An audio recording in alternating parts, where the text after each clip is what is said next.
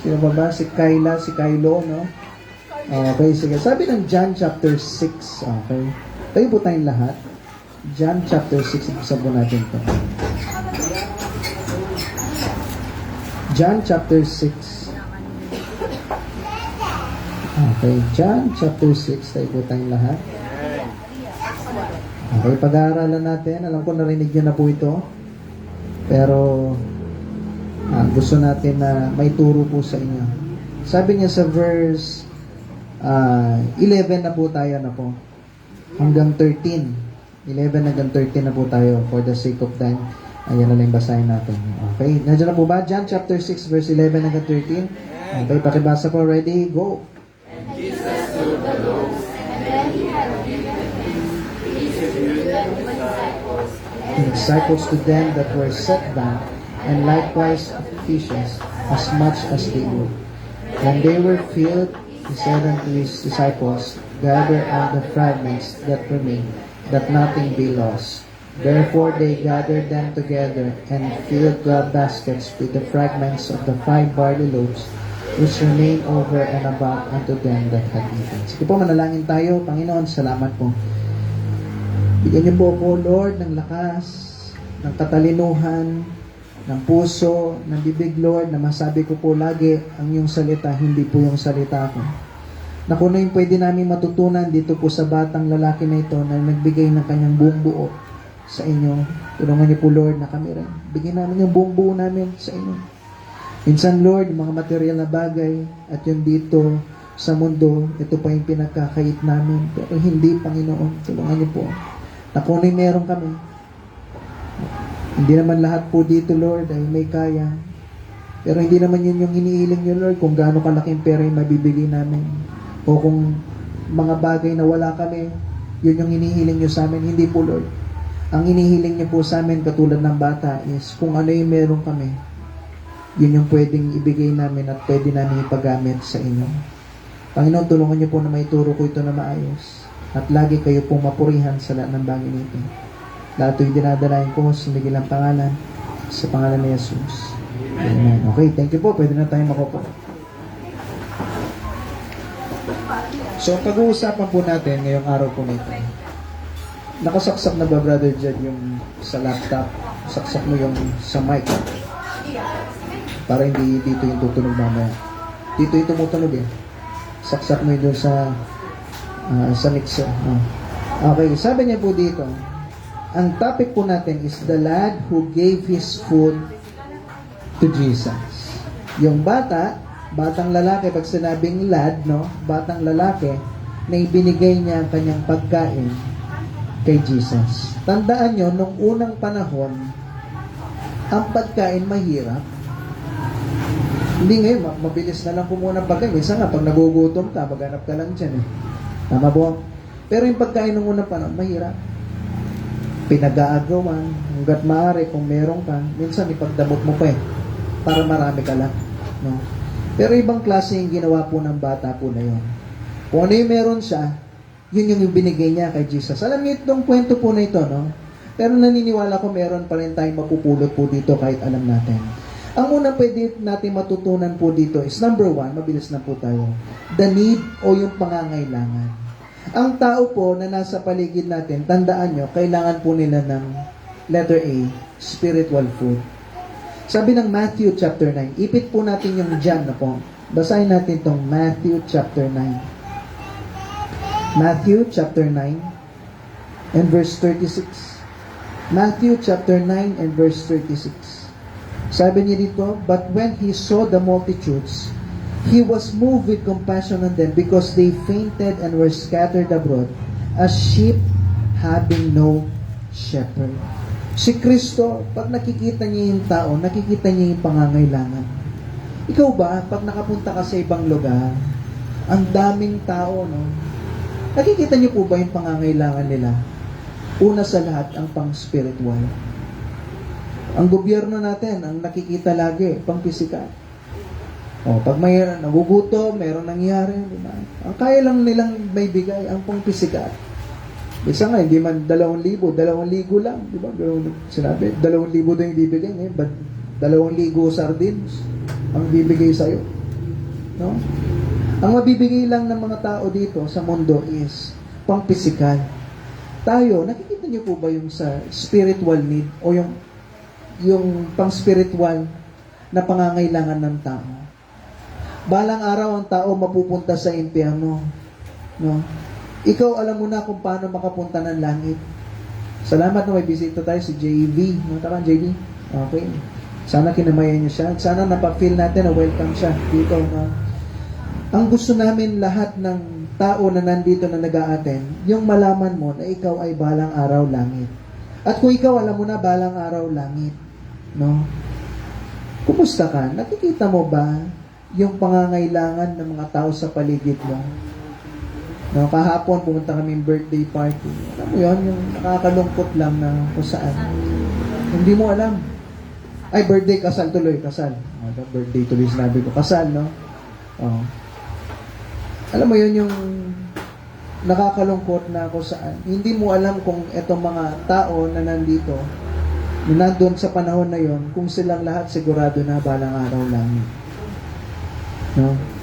Mukha niya nung last time, dumaan ako dyan sa De La Paz, may namatay na naman. No? Dito sa San Pablo Propio, may namatay na naman. No? Kumusta kaya yung mga taong yan?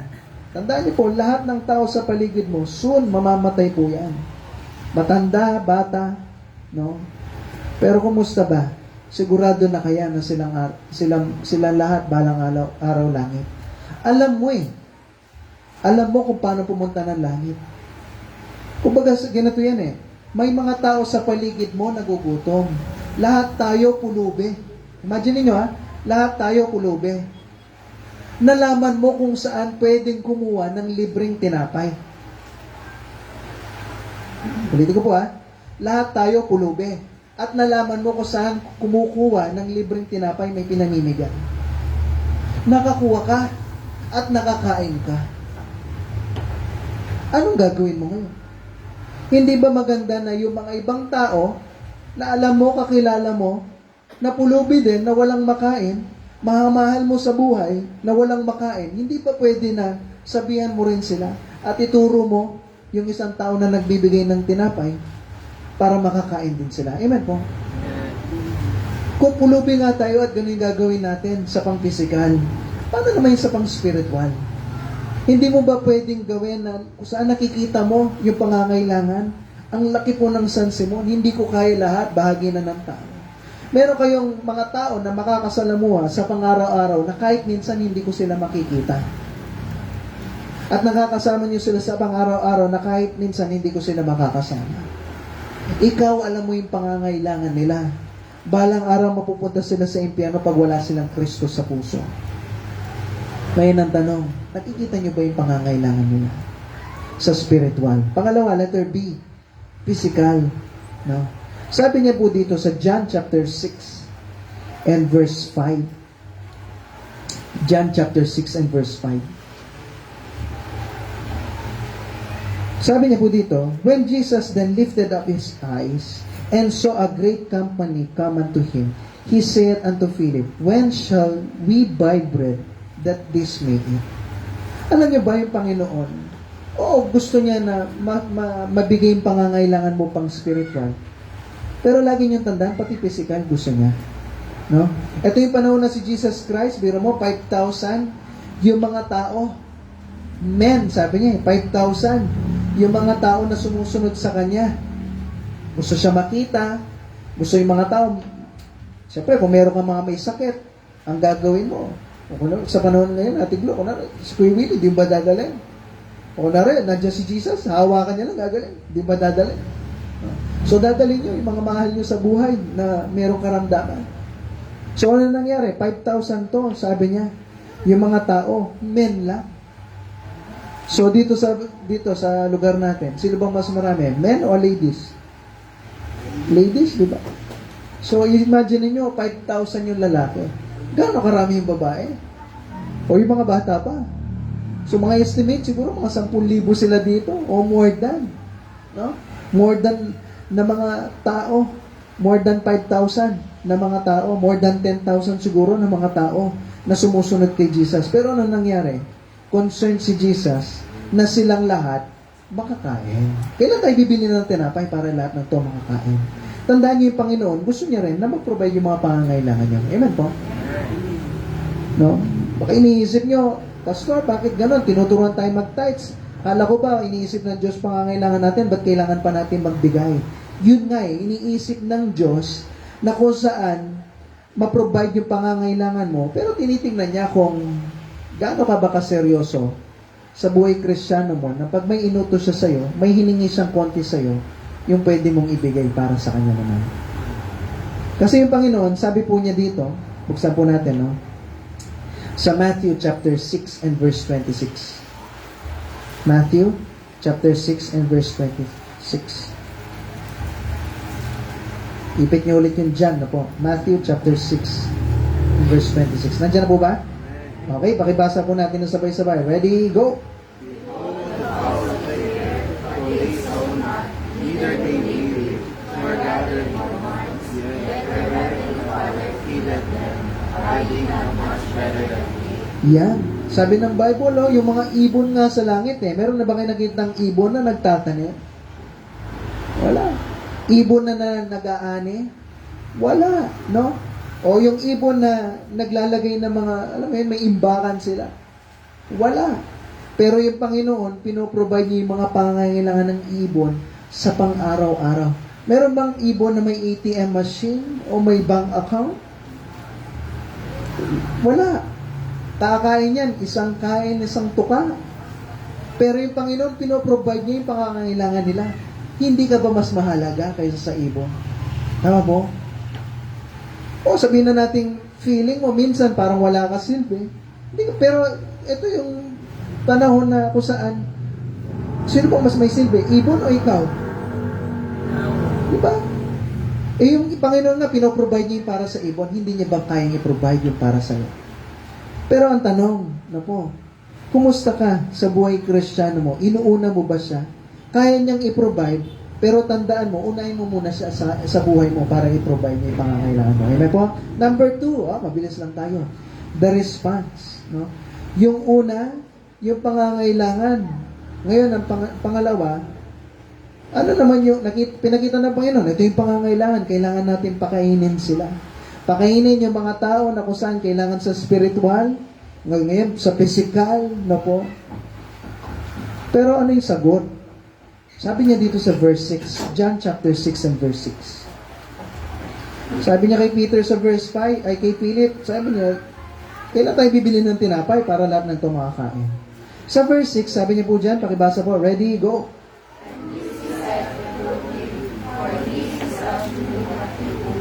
Yan. Sinabi to ni Jesus Christ, kailan natin sila papakainin, hindi dahil hindi niya alam kung kailan. Sinusubukan niya ang mga disipulo niya kung anong gagawin. No? Kasi bakit? Sabi sa verse 6, kasi siya mismo, alam niya kung anong gagawin niya. Ano po? At sa verse 7, sabi niya dito, Philip answered, 200 pennyworth of bread is not sufficient for them, that every one of them may take a little. Okay? Kunwari si Kuya Chris, sabi niya, sige, pakainin natin sila, Pastor. Ito yung 200 pesos. Magkano yung isang tinapay dyan sa 5? Yung pinakamura, no? 5. No? Pwede ba magpakain ang 200 pesos ng 5,000 plus na mga tao? Pwede? Hindi, no? Kaya ano nangyari? Letter A, yung response, no, yung sagot ng mga disipulo, merong negative. No? Panginoon, paano mga papakain? 200 lang yung dala namin dito, wala rin tayong budget. No? Paano mapapakain? 200 lang. No? Kahit magkurut-kurut to mga tao mo to, pabubusog kayo sa kurot. Siyempre, paghahati-hatihan natin, di ba? O, kunwari, sige, ito, 200 pesos na tinapay. No? Eh, yung mga iba pa naman, kailangan na mag-diet, pero hindi pa rin. O, pero ano mangyari? Kurot-kurot. Mabubusog kayo? Gutom na lahat. Duling-duling na.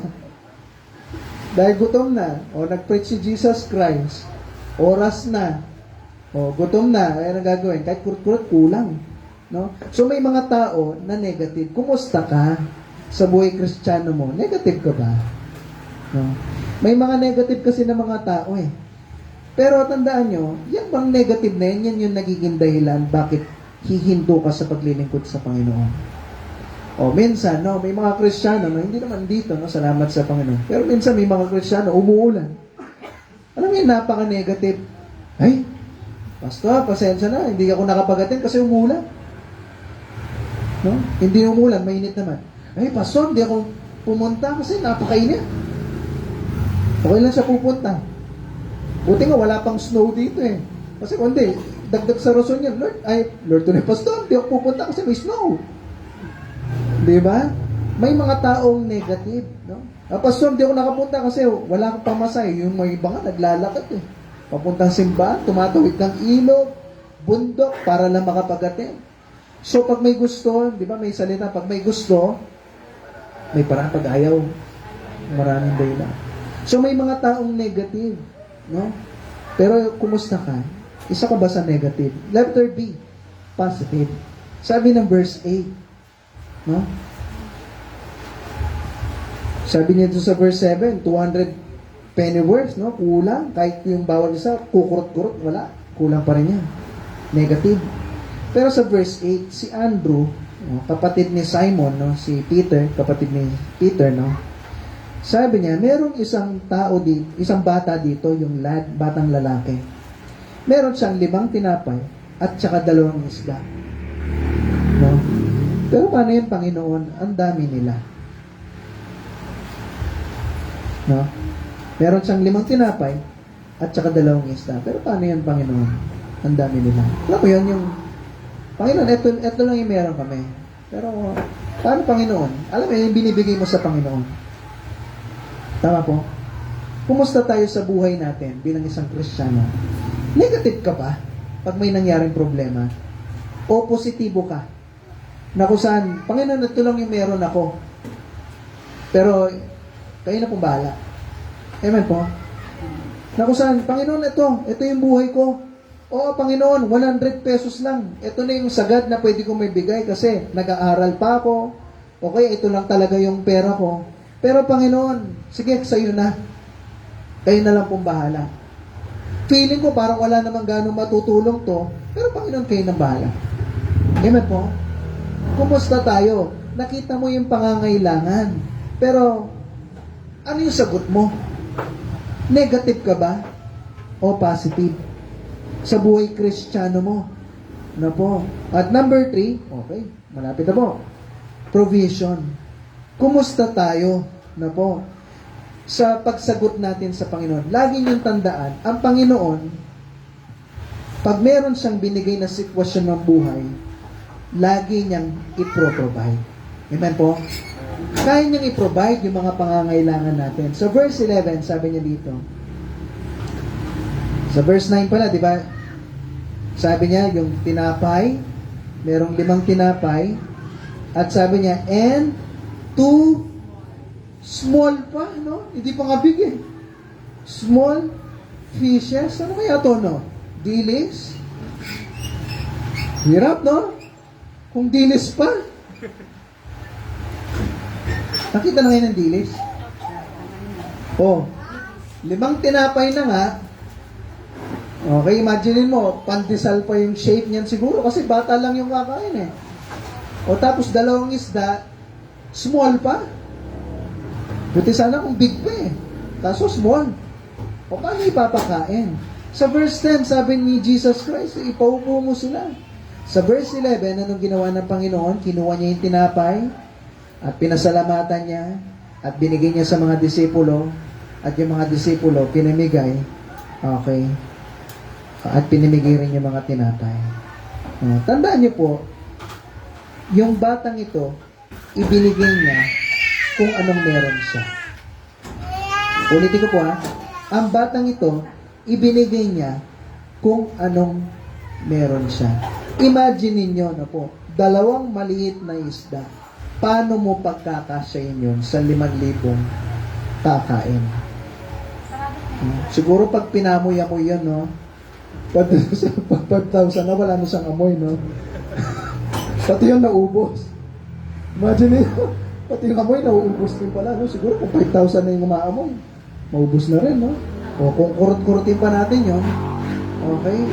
Paano mapapakain? Pero tandaan nyo, yung binigay ng bata na yon, pinadami yon ng Panginoon. At sa verse 11, pakabasa nyo, sa verse 11, pinamigay ng mga disipulo at doon sa pinakailalim na po, and likewise of the fishes, as much as they would. Anong ibig sabihin nun? Ha? Kahit ilan yung gusto mo. Parang ganun eh. O, kumain ka ng isang tinapay tsaka isang isda. Pero pwede ka pang umulit, no? Ilan kaya sa atin dito yung uulit, no? No? O, napakain ka na, at sabi pa, Apostle Peter, pwede pa bang isa pa? Kasi medyo nabitin ako doon sa isang tinapay tsaka isang isda. Pwede pa bang isa pa? O sige pa, pwede pa. Okay, take 2 pa. Nakadalawa na po ako pero pwede pa bang isa pa? Siguro ganun nangyari kasi as much as they would eh. Di ba po? At sa verse 12, sabi niya, when they were filled, nabusog daw. Pwede ka ba mabusog sa isang tinapay at sa isang isda? Hindi, no? Pero kung umulit ka ba? Pwede na siguro, ano po? At na mga busog sila. Amen po? Nakukuha niyo po? Na-imagine niyo yung kwento? Na kung saan, maraming mga, alam niyo po, minsan, ito po yung nangyayari eh. Maraming mga tao na nagtuturo ng Bible na medyo negative sa Panginoon. Hindi nila ginagawang literal. Na kung saan, oo, sabi ng Bible, yung Panginoon, yung bata na ito, binigay niya sa Panginoon yung pagkain. Pero, ang bawat isa, may dala-dala rin pagkain. Kaya nangabusog silang lahat. May sinabi bang ganun sa Bible? Wala. Ang sinabi ng Bible, si Jesus pinag-pray niya at hinati niya yung tinapay, yung isda, at binigay sa mga disipulo, at yung mga disipulo, ibinigay sa mga tao. Marami mga negative na mga tao na hindi talaga naniniwala sa Bible. Meron pang isang kwento eh. Yan ito yung kwento. Kilala niyo si Moses, di ba? Sino po siya? Siya'y kumain ng mansanas. Ano po kasi ginawa niya? Hinati niya yung dagat. Eh, merong isang teacher na nagtuturo. Hindi talaga siya naniniwala sa Bible. Sabi niya, yung hinating dagat na yun, hindi yun Red Sea. Kung hindi yun yung Red Sea. Yung Red Sea, R-E-E-D, Red Sea, yung dagat po na yun, mababaw lang. Isa't kalahating ruler. So, isang ruler, 12 inches, kalahati, 6 inches. So, 18 inches ng water. At pagtagtuyot, dahil sa hangin, natutuyo yung dagat. Kaya, ang nangyari, ang mga 12 tribes of Israel, yung bansang Israel, nakatawid. So, hindi talaga siya naniniwala sa Bible. Kaya lang naman nangyari yun. Wala talagang mirakulo na nangyari. At tinuturo niya yun doon sa mga bata. Pero isang bata sabi niya, wow! Ang galing ng milagro ng Panginoon. Hindi, walang milagro sa Panginoon. Hindi po, mayroong milagro yung Diyos. Paano milagro? Ay, nakatawid nga sila eh. Natuyo lang yun, kaya gano'n. 12 inches ng water yon, tumawid man siya, may tubig ng konti yon. Pero, hindi pala 12 inches, 18 inches of water. Nakatawid sila. Hindi po may miracle. Hindi, walang miracle. Hindi, may miracle po. Bakit? Paano may naging miracle? Biro niyo po yun, yung mga alagad ni Pero nalunod. Tama? Sa 18 inches of water. Kaya niyo malunod sa... Kaya, teacher, napakagaling talaga ng Panginoon. May mirakulo. Biro mo nalunod ka sa 18 inches of water. Diba? Kaya nga sa amin sa Angeles, lumulubog din po doon. Hanggang tenga yung baha namin. Pag nakaiga ka. No? Kapag nakaiga. Pero yun, di ba? May mga tao na hindi tiwala sa Panginoon. Pero ang sabi ng Bible, lagi nyo tandaan ha, pag merong ginawa ang Panginoon na mirakulo, totoo po yun. Amen po? At tandaan nyo, yung mirakulong yun, pwede niya rin gawin sa buhay mo. Pero minsan, yung Panginoon, naghihintay siya na ikaw muna. ano ba yung pwede mo may bigay sa Kanya? Ang Diyos, tandaan nyo, hindi siya naghihiling ng malaki. Ano yung bagay na meron ka? Minsan yung mga Kristiyano sasabihin, Lord, pag may 1 million na ako, ibibigay ko lahat sa iyo yan. Wala ka naman eh. Yung halaga 10 piso, hindi mo mabigay, 1 million pa kaya? Ano yung bagay na meron ka? Amen po? Ano yung hawak mo na meron ka na pwede mo ipagamit sa Panginoon? Yan yung nangyari po sa bata po na yun. Na kung saan po na meron siya, ibinigay niya sa Panginoon. At ano nangyari? Sa verse 13, therefore they gathered them together and filled 12 baskets with fragments of 5 barley loaves, which remained over and above unto them that had eaten. Ang nangyari, dahil doon sa binigay ng bata na yun, binigay, marami pa daw sobra at over and above. Sobra na at puno pa. No? Doon sa binigay, doon sa hinati-hati at binigay ng bata. At naniniwala ako, saan napunta yon? Yung 12, naniniwala ko binigay yun ulit ng Diyos sa bata. Imaginein mo, no? Yung bata may 5 tinapay lang, tsaka 2 isda. Uwi siya sa bahay, pinabuhat siguro doon sa 12 disciples din, no? Ma, pa, eto na po ako. May dala po akong pagkain. Tapos puno, basket, puno ng mga tinapay at mga isda. But may blessing doon sa bata kasi binigay niya kung anong meron siya. Ikaw, ano yung pwede mo ibigay para sa Panginoon? Tandaan niyo po, sabi ng Luke chapter 6 and verse 38. Luke 6 verse 38. Matatapos na po tayo na tapos may life lesson lang tayong pag-aaralan. Luke 6 verse 38. Ang sabi niya po dito, Luke 6 verse 38. Give, utos na ng Diyos na po. Pag sinabing give, ano ibig sabihin sa Tagalog? Magbigay. Luke 6:38. Give, okay, magbigay, and it shall be given unto you. Ito na yung mga pangako. Isang utos, pero may mga pangako. Ibibigay din daw sa'yo. Good measure, tamang sukat. Press down, pinitpit pa. Shaken together. Di ba? Yung gatas, minsan yung gatas ng mga anak natin, tinataktak mo. No? Para bumaba. And running over. Ibibigay yan sa'yo na kung saan sobra-sobra, na kung saan matatapon pa. Shall men give unto your bosom, for with the same measure that ye meet withal, it shall be measured to you again. Ano yung pwede matutunan natin? Ibigay mo muna yung para sa Panginoon. At tandaan nyo, yung Diyos, ibabalik niya yan sa'yo ng sobra-sobra. Amen po? May bagay ka ba binigay sa Panginoon? No? Sana nasubukan nyo na yung Panginoon. Ako, nasusubukan ko. Pag may binigay ka, ibabalik niya sa iyo yan ng sobra-sobra. Ngayon, ano yung pwede natin matutunan dito? Lesson number 1. Jesus will give the miraculous after we have done the sacrifice. Kayang gumawa ng yung Diyos ng isang mirakulo sa buhay mo. Pero una-muna, ikaw, ano ba yung nabigay mong sakripisyo para sa Kanya? Kung naalala niyo po yun, yung 4 na lalaki na binuhat nila yung kaibigan nila na may sakit at inakyat nila doon sa bubong. Ano yung sakripisyo nila? May pananampalataya sila. At ano nangyari ang resulta nun? Napagaling yung taong may sakit. Ano pa? Si Elijah, no? May widow woman, yung babaeng balo. Wala na siyang makain. Kinukuha niya na lang yung stick para kakain na lang sila ng anak niya. Pagkatapos nun, mamamatay na sila. Walang-wala na sila. Pero nang sabi ng Panginoon, okay, unahin mo ako, pakainin mo muna ako. Pakainin mo muna yung propeta ng Panginoon.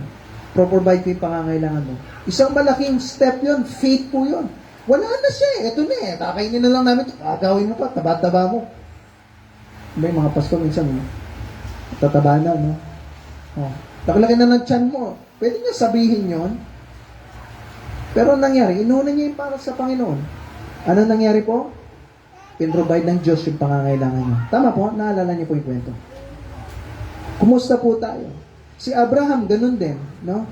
Si Abraham, sabi ng Panginoon sa kanya, isakripisyo mo yung anak mo, si Isaac.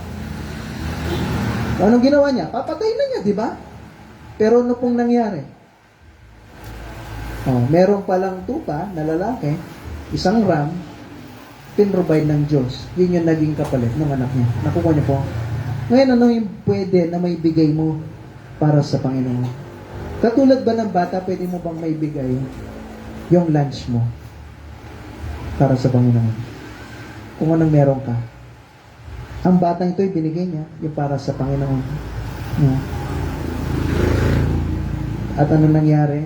Gumawa yung Panginoon ng mirakulo sa buhay niya. Minsan gusto natin kagad ng blessing, no po? Gusto natin kagad ng mirakulo sa buhay ko. Panginoon, please, tuparin niyo ito. Pero kumusta ka ba? Ano ba yung hawak mo na pinagkakait mo sa Panginoon? Yung buhay mo, kumusta? Di ba? Ibinigay mo na ba yung buhay mo sa Panginoon? May mga pangako tayo sa Diyos, no? Tandaan niyo, kayo yung mga nangako po niyan, hindi ako. Huwag kayo mangako sa akin. Mangako kayo sa Panginoon. Kung hindi ka pa baptize, ba't hindi ka pa magpabaptize? Ano yung hinihintay po natin? Po?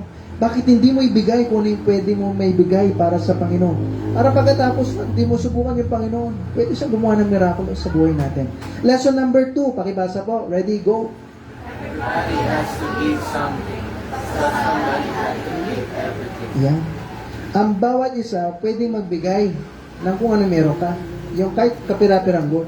Pero alam niyo ba, mayroong mga tao na nagbibigay at pag nagbigay sila, binibigay nila yung buong buo. Mga disipulo, pwede nilang mag-day off. Gusto na nga nilang paalisin kung babasahin yung kwento. Gusto nilang paalisin yung tao, wala na silang, pagod na rin sila Hindi pa sila kumain, no? Sila na, di pa kumain. Paalisin na lang.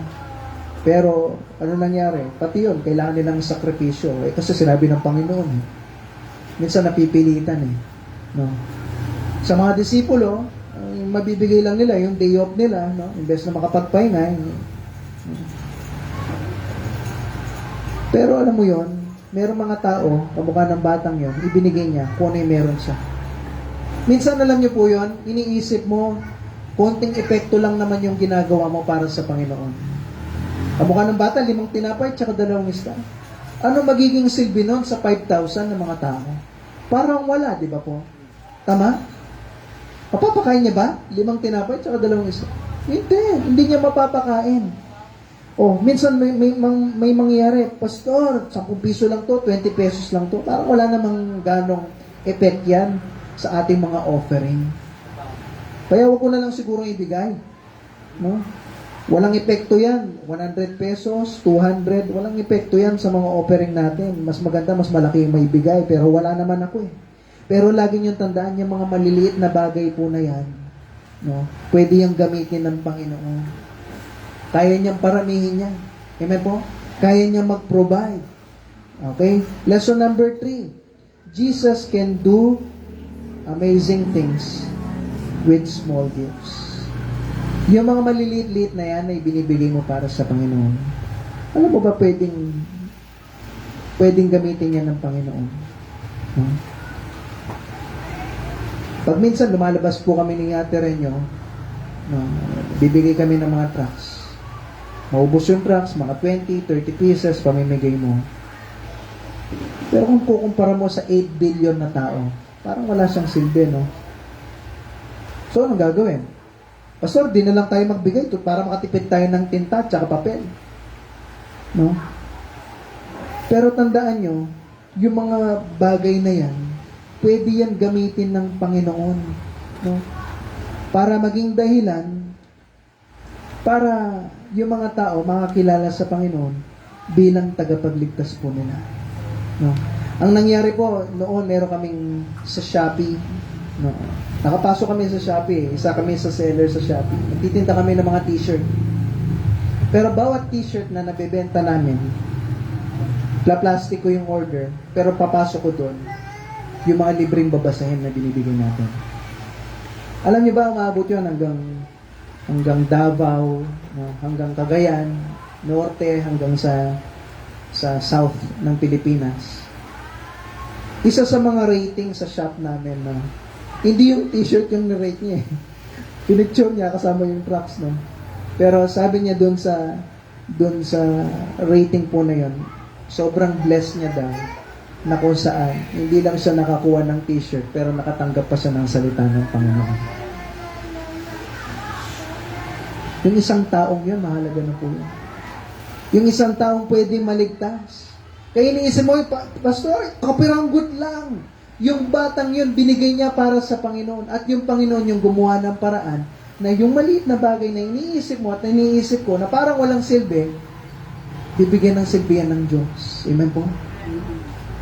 Pero kumusta tayo? Binibigay mo ba yung para sa Panginoon? Ano yung bagay na nasa kamay mo na pwede mong ipagamit para sa Diyos?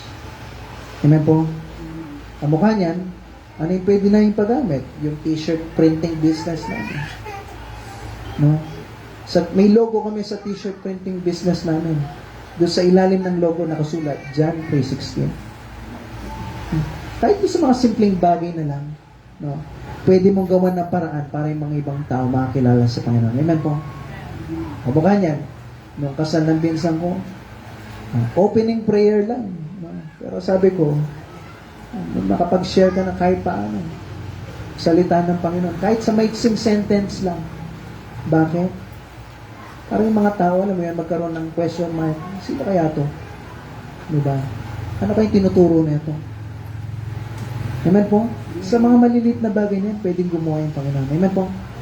Tuloy po natin. Number 4. Lesson number 4. Tama po? Pakibasa po. Ready? Go! Nandiyan po ba? Lesson number 4. Pakibasa po. Ready? Go!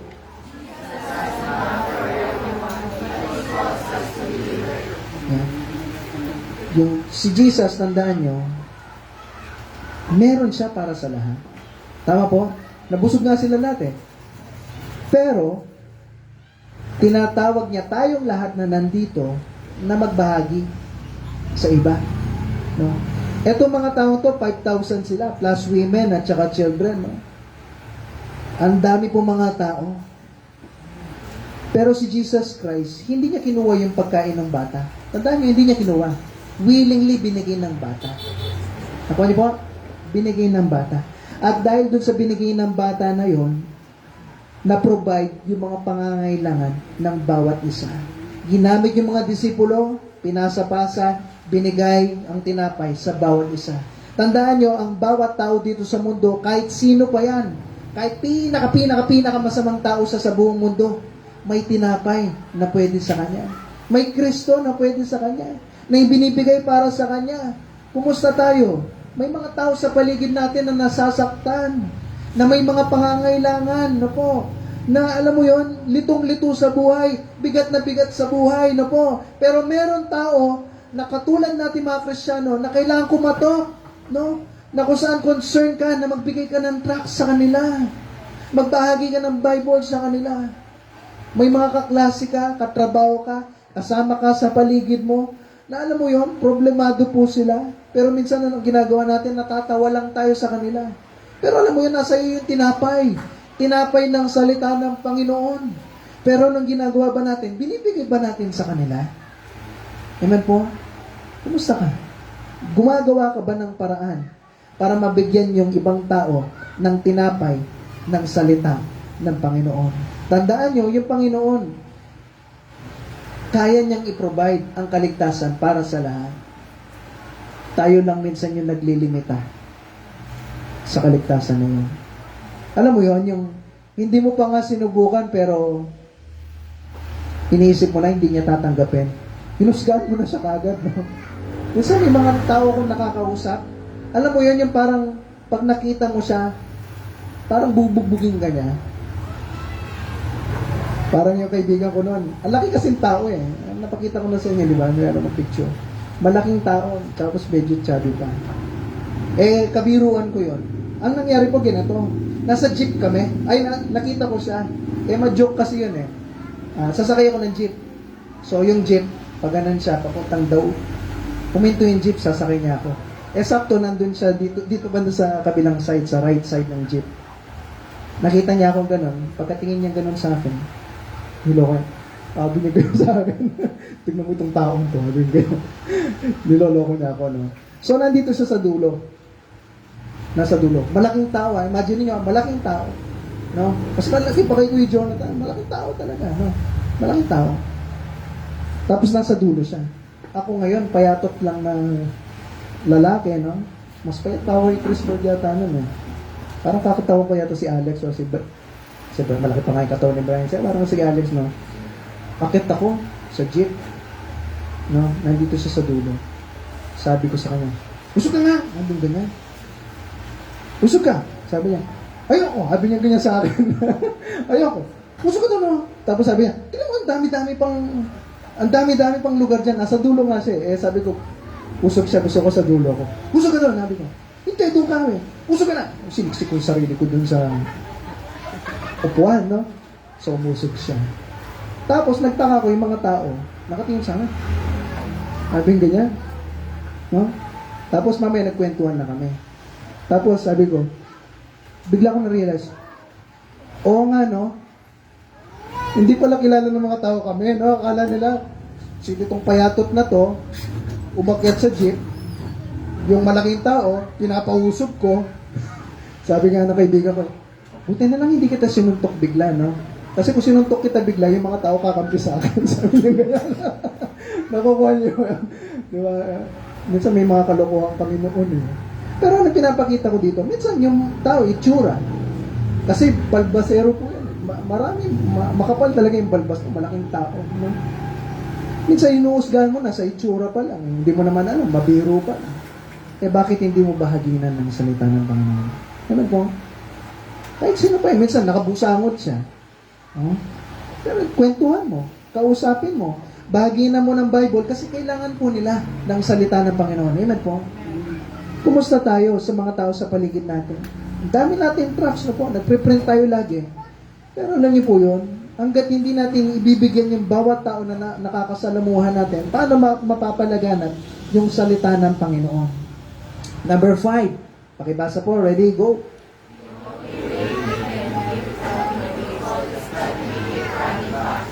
Yan.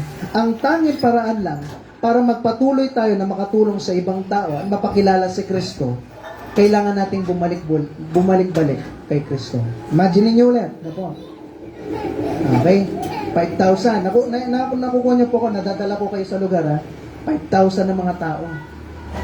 12 lang yung member tuloy, yung apostol ni Jesus Christ, yung mga disipulo niya.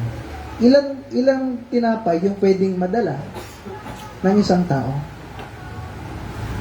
At ilang isda sa kamay niya. Nakuha niyo po? Para mabigay sa tao. Wala naman silang meron ba kayong dyan, mga tawag dito, serving tray? Wala naman nun. Nasa wilderness sila eh. No? Nasa ibang lugar sila. So, hawakan lang. Tama po? Wala namang plastic noon. Imagine mo, ilan yung kayang hawakan ng dalawang kamay? Sabihin na natin 6 na pirasong tinapay at 6 na pirasong isda. So, bibigyan. Binigyan ko sa iyo, Bray, kuha ka. Kuha kayo. Kuha kayo. Pagka kuha, anong gagawin ko? Wala na ako. Anong gagawin ko po? Babalik ako. Tama? Imagine nyo, 5,000 tayo. Gaano kahaba yung babalikan ko, pabalik kay Jesus, no? So siguro mga pagod-pagod to mga disipulong ito. At imagine niyo kung bawat isang disipulo may 6 na pirasong hawak. Estimate natin, mga 100 times o 200 times, balik-balik sila kay Jesus para mapakain ang bawat isa. Anong pinapakita po dito? Minsan, sa paglilingkod mo sa Panginoon, napapagod ka, tama? Minsan, alam mo yon yung parang hindi mo na alam kung anong gagawin mo, nadidepress ka, nadidisappoint ka. Minsan, may mga tao pa sa paligid mo, sasabihan ka, Kristiyano ka pa naman, ganito yung gali mo, ganito. Alam mo yan, minsan nakakapagod rin. Tama po? Pero anong dapat mong gawin? Balik ka kay Jesus. Hingi ka ng tulong sa Kanya. Balik-balik ka kay Jesus. Amen po. Merong isang nanay, no, may 6 siyang anak. Yung isa sa anak niya, naging preacher. Nagtataka yung anak niya, sabi niya, nung unang panahon to, wala pang washing machine, wala pang stove, no? Wala pa, kahoy lahat. So, ano nangyari? Itong nanay po na ito, siya na lang mag-isa, bubuhay niya yung 6 na anak niya, bata pa lang. Anong gagawin niya? magtatrabaho, magluluto, maglilinis, siya lahat. At nagtataka yung mga anak niya, bakit pag dumadating na sa punto na yung pagod na pagod yung nanay niya, bigla siyang mawawala. Mawawala sa saglit. Tapos pag bumalik siya, masaya na naman yung nanay niya, nakangiti. At okay na naman yung espiritu niya. Ano nangyari?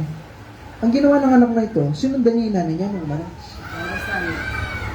Sinundan niya, nakita niya yung nanay niya, papunta doon sa farm, tapos parang merong forest doon, forest sa Tagalog, kagubatan, no? Pumunta yung nanay niya doon sa gubat. At nung tahimik na lahat, ginawa ng nanay niya, lumuhod at nagdasal.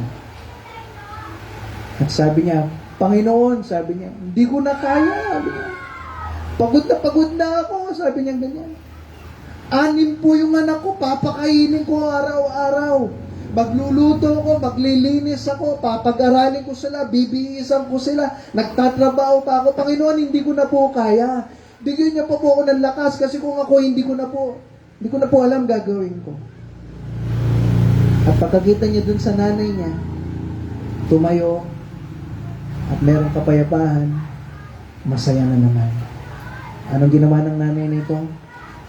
Humingi siya ng tulong sa Diyos. Amen po? May bagay ba na nadidepress ka? Na-stress ka? Namumblema ka? Ang dami po nating iniisip. Alam niyo ba't napapagod kayo? Hindi kayo bumabalik kay Jesus. Amen po? Ang akala mo, no? Yung pagpapahinga is dapat may day off ka, may bakasyon ka, may ganun. Wala namang ganun sa mga disipulo. Meron ba kayo nakita? No, si Jesus Christ, napagod na nung ginawa po ni Jesus Christ sa pagtuturo sa tao. Nung napagod siya, anong ginawa niya po? Umalis siya at nagbakasyon, sabi ng Bible. Pumunta ng Japan. Nag-Tokyo Disneyland. Hindi.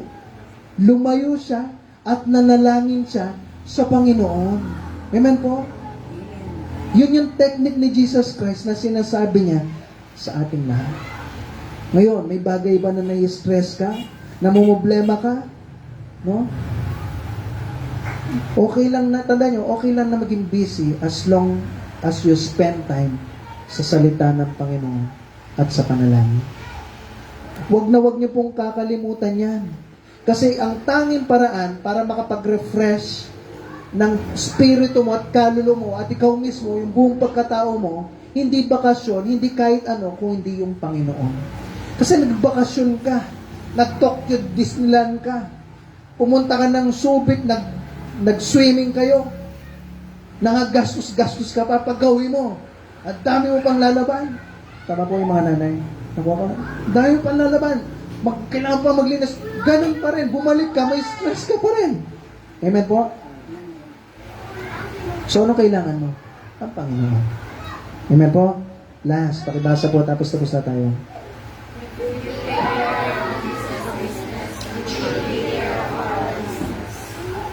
Tandaan niyo po, kapag inuna niyo po yung business ni Jesus, no? Yung para kay Jesus, yung mga bagay na inuutos niya, siya yung bahala sa iyo. Amen po? So, ano nangyari? Ang batang ito, walang-wala siya. Ito lang, Panginoon, 5 tinapay, 2 isda. Anong gagawin ko dito? Para sa tiyan ko dapat to.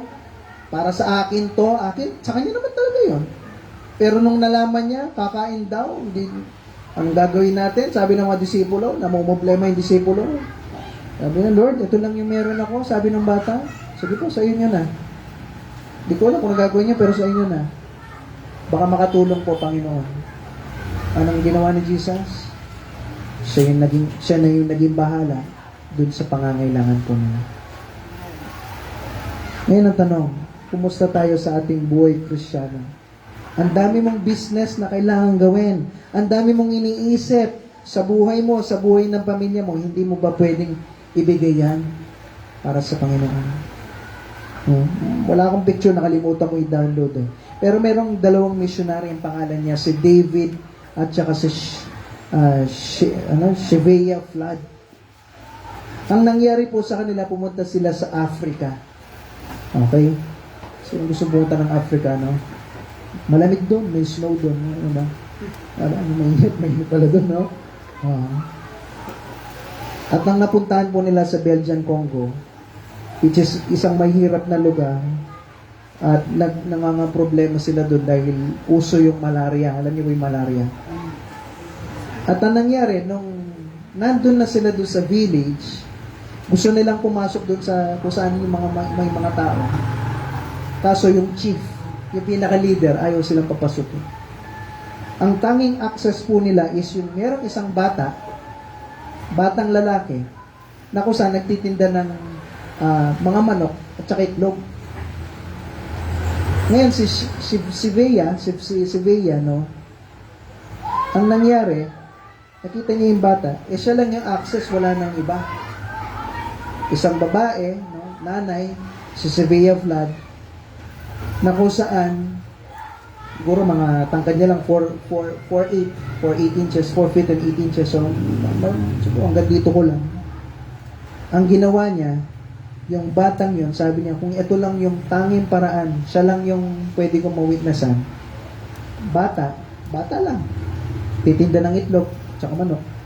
Sa kanya, siya lang yung access nila. Sige, siya yung wiwitnessan ko. Binahagi na niya ng Bible yung bata.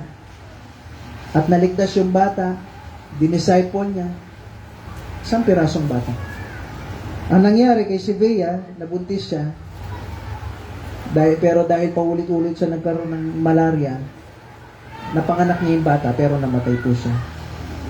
Ang pangalan ng bata ay si Aina, babae. At si Aina, after 17 days ng pagkatapos niya napanganak, namatay si mama niya. Si David, yung lalaki, nagalit sa Diyos. Nagalit siya at nag-quit siya bilang isang pastor. Sabi niya, wasted years. Sinayang ko yung panahon. Sinayang ko yung oras. Walang nangyari. Namatay lang yung asawa ko. Tapos, wala man kaming na-witnessan kahit isa. Malit lang na bata. Umuwi, nakatira sila sa London, kung di ako nagkakamali. Yung batang babae na yun, lumaki, si Aina. At salamat sa Panginoon, pinaglingkuran niya pa rin yung Panginoon. Naging asawa siya ng pastor. Pero minsan, nagtataka siya. Meron dumating doon sa mailbox pa lang noon wala pang mga dyaryo-dyaryo. Dumating siya, merong Sweden magazine. Hindi niya maintindihan, hindi siya marunong mag-speak ng Sweden. Pero nakita niya, kakatingin niya doon sa magazine na yun. Nakita niya, yung libingan ng nanay niya. No? At nakasulat, si Vea Vlad, nanay ko yan. Sabi niya. At tapos, sabi, hindi niya maintindihan nakasulat, naganap siya ng marunong mag-Sweden, no? At tapos, sabi dun sa nabasa niya, na kung saan, yung bata na winitnessan ng nanay niya, ang ginawa niya, pumunta siya dun sa village at binahagi niya kung ano yung natutunan niya dito. At 600 na mga tao yung naligtas dun sa lugar nila. Doon no? Kasama yung chief, yung ayaw magpapasok sa kanila. Na kung saan yung panahon na iniisip nila na naging walang kwenta, na panahon na nasayang, hindi pala nasayang. Nakuha niyo po? Hindi pala nasayang. Yung pagkamatay ng asawa niya, yung panahon na ilang taon sila na nandun, nagkamalarya silang lahat, no?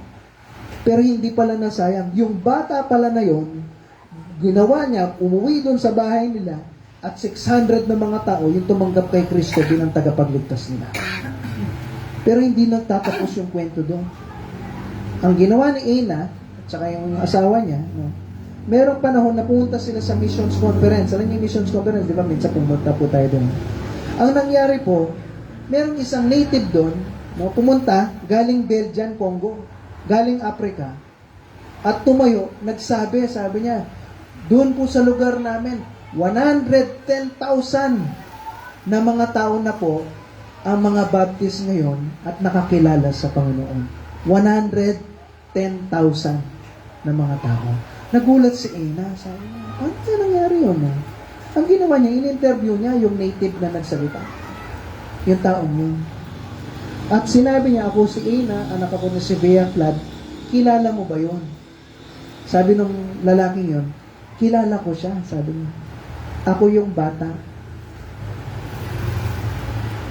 na kinausap ng nanay mo.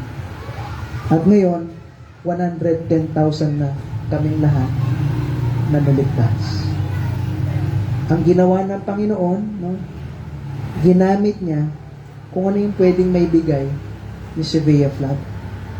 Yung 5 tinapay niya, tsaka yung 2 isda niya, isang maliit na bata, no, kung ano yung effort niya, maliit lang na effort, binigay niya doon sa bata.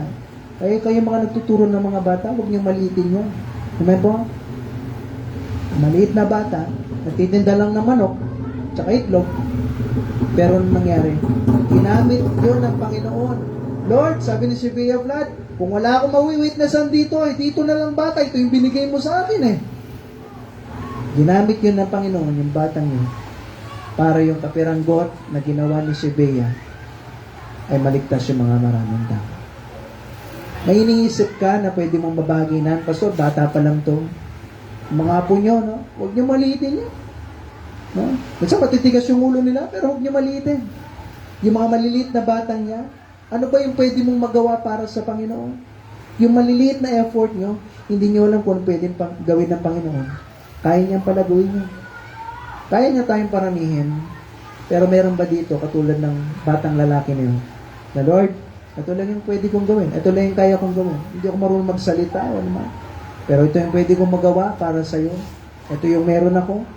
Ito yung pwede kong maitulong para sa church, para mabahagi yung salita ng Panginoon sa ibang mga tao.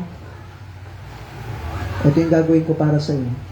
At tandaan mo, yung maliit na yan, kayang padami ng Diyos. Ito po. Tayo po tayong lahat. Tapos na po tayo. Habang nakapikit ang mata, nakayo ko yung ulo habang pinapatugtog yung ating invitation song.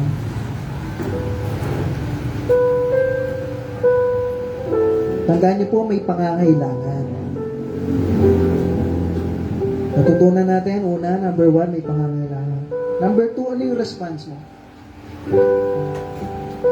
Ano yung pagsagot mo dyan sa pangangailangan na yan? Negative ka ba? O positive ka? Ako saan, Lord? Kahit ano mangyari, kung ano yung meron ako, sige Lord, ito yung papagamit ko sa inyo. May tindahan ka, may business ka, no? Simpleng bagay lang, magbigay ka ng mga babasahin. Yung mga maliliit po na yan, pwedeng gamitin ng Diyos yan, na pinapakilala mo siya sa mga ibang mga tao. Wala kang business, nasa loob ka lang ng bahay, may mga bata ba dyan sa paligid mo? Ba't hindi mo sila bahaginan ng salita ng Panginoon? Yung mga tao sa paligid mo, yung mga mahal mo sa buhay, kilala na ba nila yung Panginoon? Ano yung meron ka na pwede mong ipagamit para sa Panginoon? May iniisip ka ba na gano'n na bagay? Minsan, kung ano yung wala kayo, yung sinasabi mo, yun yung pinapangako mo sa Panginoon. Eh. Lord, pag nagkasasakyan na ako, papagamit ko sa iyo. Lord, kung may 10,000 ako, sige Lord, kung meron akong gano'n, bibigay ko sa iyo. Lord, kung nabigyan mo ako ng ganito, bibigay ko sa iyo. Eh wala pa nga eh. Ano yung bagay na meron ka na pwede mong ibigay para sa Kanya? Tandaan mo, wala namang hinihiling na malaki po yung Panginoon. Hindi naman kanya gusto na kailangan 1 million na ibibigay mo. Hindi. Ano yung meron ka na pwede mong maibigay para sa Kanya? At lagi niyo pong tandaan, kung ano yung binigay mo sa Panginoon, inuna mo siya, yung Panginoon ibabalik niya lahat yan sa'yo ng sobra-sobra pa. Huwag kang magkait sa Panginoon.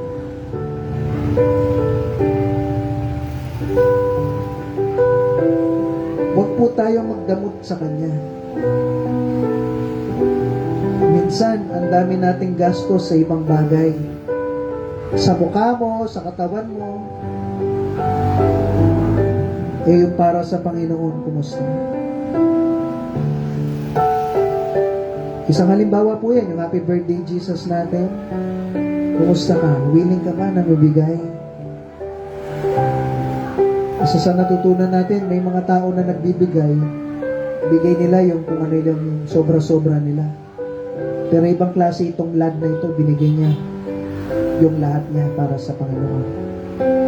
Kaya nung binless siya ng Panginoon, ibinigay lang, naniniwala ko, ibinigay rin yung lahat ng 12 basket school na yon sa kanya.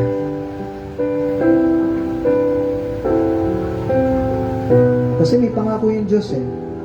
Kaya niyang mag-provide, kaya niyang tumulong, kaya niyang gumawa ng mirakulo, pero mauna ka.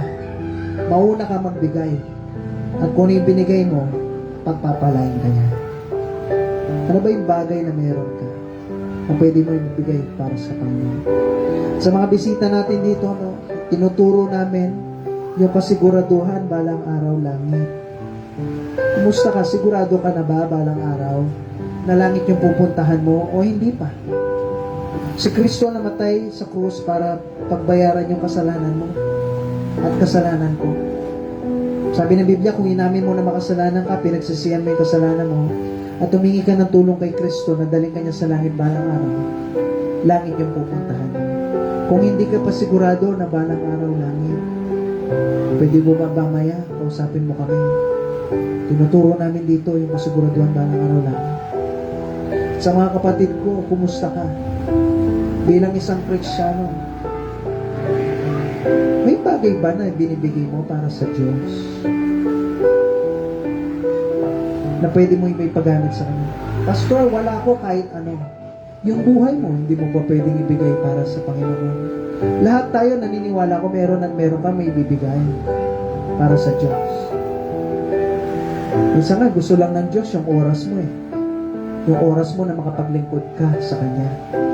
May bigay mo yung buong katawan mo, kaluluwa mo, isip, lakas mo, na mamahalin mo siya ng totoo at tapat.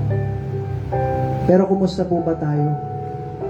Totoo ba na binibigay mo yung para sa Kanya? Sige po, manalangin tayo, Panginoon. Salamat po sa matutunan namin na salita po ninyo. Tulungan niyo po, Lord, na kung ano man po yung meron kami, matuto namin ibigay yun sa inyo. Ibigay namin, Lord, yung oras namin para po yung mga ibang tao, mabigyan namin ng pagkakataon na mabigyan din ng tinapay ng kaligtasan, na kung saan pati sila rin, Lord, balang araw, langit po sila. Huwag po namin ipagdamo, kundi po matuto po kami na i-share lagi kayo bilang tagapagligtas namin. Tulungan niyo po na wag yung mga salita niyo na pakinggan namin, tapos sa susunod, ipapangwalang bahala namin. Tulungan niyo po, Lord, na kung ano yung mga natutunan namin, may sa puso, may sagwa rin namin to sa aming pong buhay. Panginoon, mapurihan po kayo sa lahat po ng bagay nito. Lahat yung dinadalain ko sa bigay ng pangalan, sa pangalan ni Jesus.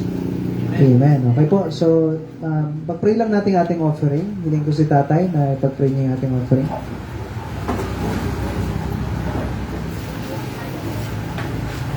Yes, Lord, I prepare well ang offering, Lord, na kung saan, kung sino man yung magbigay at yung binigay, na may pagpalain mo rin, Panginoon, kung saan may magamit kami dito sa gawain namin sa Munting Simbahan. Lahat ng ito dinadalangin sa ngalan ni Jesus. Amen. Okay, ito naman po yung offering, ito yung extra na binibigay namin para sa Panginoon.